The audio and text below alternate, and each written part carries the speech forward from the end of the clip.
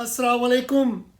میری ویسے ذاتی کوشش یہ ہوتی ہے کہ میں زیادہ آپ کو ویڈیوز نہ بھیجوں، اس لیے کہ آپ کے پاس زندگی میں اور بھی ہیں کام کرنے کے لیے سوائے سیاسی حالات کی ویڈیو دیکھنے کے. لیکن کچھ واقعات یا ایسے ہو جاتے ہیں کہ آدمی کو پھر اپنی رائے دینی پڑتی ہے اس پہ. اب آج جناب سب پہ بھاری جس میں سب سے زیادہ وزن انہوں نے بلاول پہ ڈالا ہے، سب پہ بھاری زرداری صاحب نے ایک ٹی وی چینل کو انٹرویو دیا. یعنی کہ وہ انٹرویو دیکھ کے آپ کو اندازہ ہو سکتا ہے کہ ہم اتنے بری حالت میں کیوں ہیں. وجہ یہ ہے کہ اگر کوئی ملک اچھی طرح سے منظم ہو، کسی قانون آئین کے تحت چل رہا ہو، تو وہاں سیاسی فیصلے کسی قانون اور آئین کے تابع ہوتے ہیں. یہ نہیں ہوتا کہ جی میری آپ کی خواہش ہے تو ہم فیصلہ کر لیں کہ کیا کام ہونا چاہیے کیا نہیں ہونا چاہیے. ٹھیک ہے، جو پورا ان کا انٹرویو تھا وہ اس بات کی گواہی ہے کہ پاکستان میں کوئی آئین اور قانون نہیں ہے. مثلا انہوں نے کہا کہ جی الیکشن اگر 8-10 دن آگے بڑھ جائیں تو کوئی حرج نہیں ہے. بھائی آپ کون ہوتے ہیں فیصلہ کرنے والے؟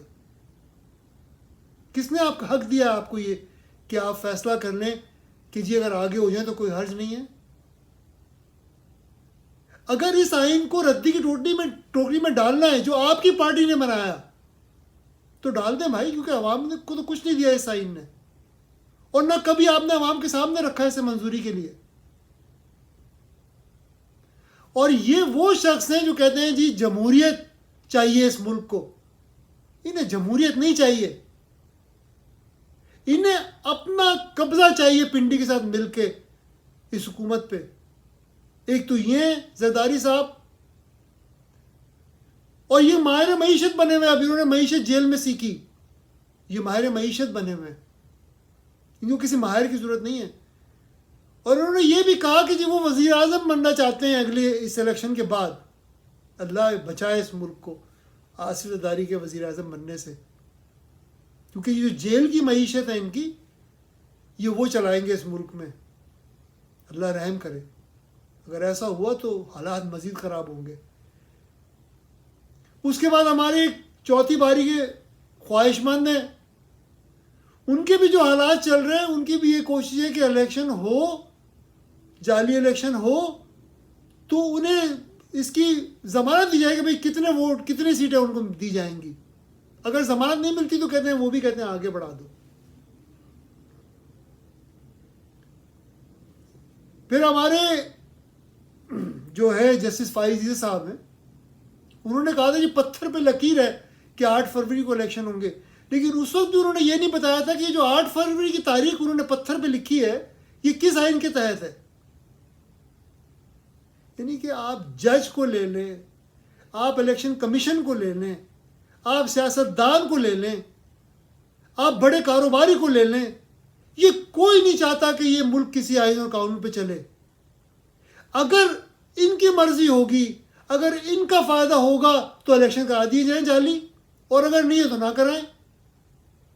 اور پھر وہ ان کے جو باپ ہیں پنڈی والے، ان کی تو پہلے سے یہ خواہش ہے کہ یہ 8 دن کے لیے نہیں بلکہ 8 سال کے لیے ملتوی ہو جائے الیکشن، اور اس پہ وہ کام بھی کر رہے ہیں. گئے ہیں امریکہ پوچھنے کے لیے کہ اگر ہم 8 دن کے بجائے 8 سال کے لیے ملتوی کر دیں. وزیر اعظم عاصم منیر پہنچے ہوئے امریکہ، اور ان کا یہ ہے خواہش کہ 8 دن کے بجائے 8 سال کے لیے ملتوی ہو جائیں الیکشن. یہ صورتحال ہے. یہ نظام نہیں چل سکتا، اس لیے بھی کہ جو اس نظام کو چلانے والے ہیں اگر وہ کسی آئین پہ چلے تو شاید چل جائے یہ نظام، لیکن کوئی آئین پہ چلنا نہیں چاہتا. ہر شعبہ، ہر ادارہ، ہر سیاستدان، ہر کاروباری قانون شکن ہے، آئین شکن ہے. عوام میں بھی آئین شکنی ہے اور قانون شکنی ہے، اور یہ بھی ایک مسئلہ ہے.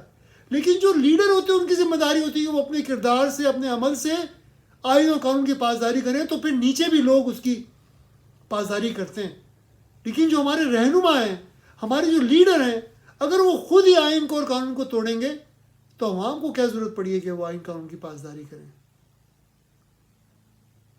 میں اس ویڈیو کے ذریعے پھر آپ سے یہ التجا کر رہا ہوں، خاص طور پر نوجوانوں سے، اس لیے کہ 64% نوجوان ہیں اس ملک کے ووٹر۔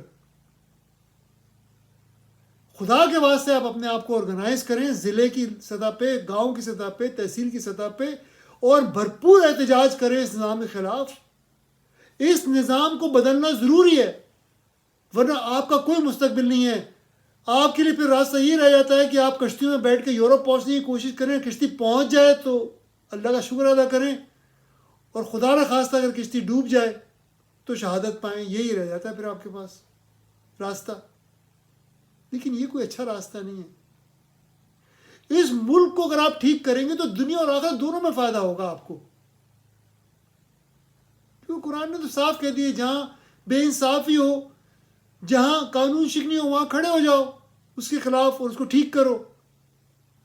تو میں آپ سے یہ درخواست کر رہا ہوں، التجا کر رہا ہوں کہ معنی سالو کرنا ضروری ہے پرامن طریقے سے۔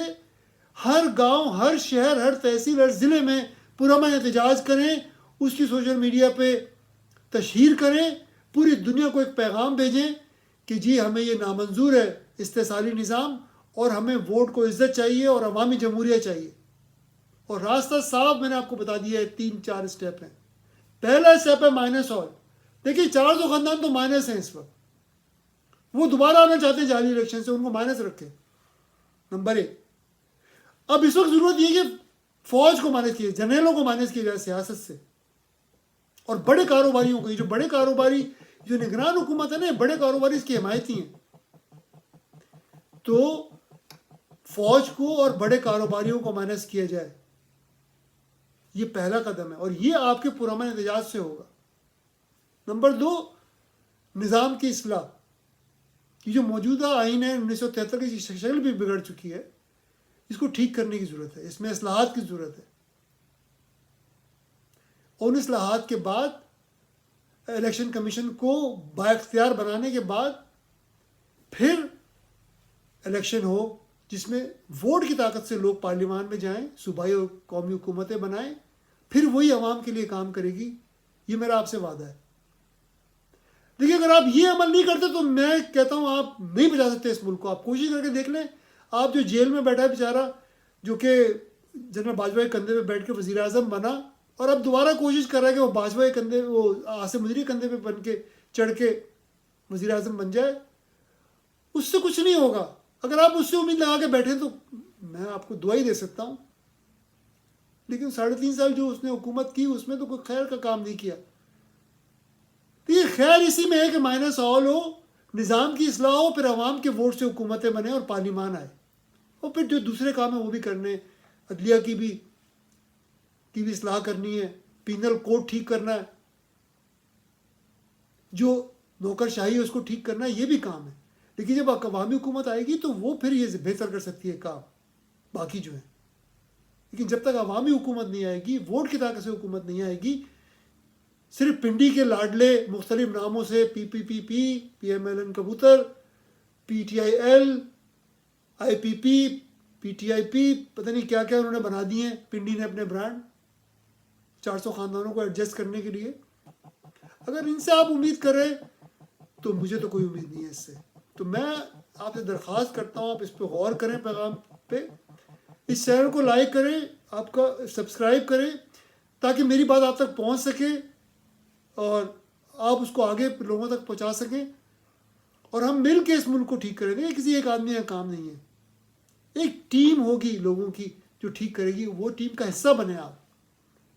اور ایسا تو نہیں ہوگا کہ کوئی مسیحا آ جائے جس کی آپ کو ہمیشہ تلاش رہتی ہے، مسیحوں سے کچھ نہیں ہوگا۔ ٹیم بننی چاہیے، ڈسٹرکٹ پہ بھی ٹیم ہو، تحصیل کی ٹیم ہو، صوبے کی ٹیم ہو، مرکز کی ٹیم ہو۔ جب ٹیمیں ہوں گی جو اس ملک کو آگے لے جانا چاہیں گی تو ملک ٹھیک ہوگا۔ ابھی ماؤ کوئی اکیلا تو نہیں تھا نا، 50-60 لوگوں کی ٹیم تھی اس کی جنہوں نے چائنا کو ٹھیک کیا۔ کاسترو اگر آیا تو اس کے بعد بھی ٹیم تھی، اگر خمینی آیا تو اس کے بعد بھی ٹیم تھی۔ تو ٹیم بنانی پڑے گی آپ کو۔ جب تک ٹیم نہیں بنے گی ہر سطح پہ، جب تک ملک ٹھیک نہیں ہوگا، اور یہ کام بھی کرنا ہے۔ لیکن مائنس آل کے بغیر کچھ نہیں ہو سکتا۔ مائنس آل، نظام کی اصلاح، اور پھر عوام کی طاقت سے پارلیمان اور حکومتیں۔ میں امید کرتا ہوں آپ اس پیغام کو دوسروں تک پہنچائیں گے اور انشاءاللہ پھر آپ سے بات ہوگی.